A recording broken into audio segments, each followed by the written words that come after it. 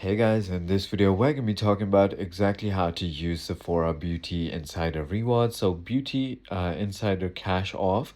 So when you have at least 500 points, you can redeem them for $10 off a purchase of $10 or more.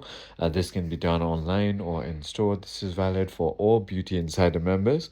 You can also use your points to redeem deluxe samples, full-size products, or exclusive experiences. New items are added on Tuesdays and Thursdays at 9 a.m. PT.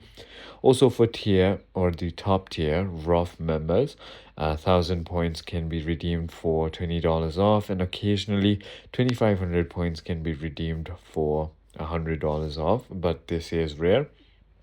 During your birthday month, you can also redeem a free gift online or in store without a purchase and though a minimum $25 is needed for online non-birthday gift items. I hope this video clarifies everything for you. All you need to do is just add something to cart, and on the checkout page, just redeem it.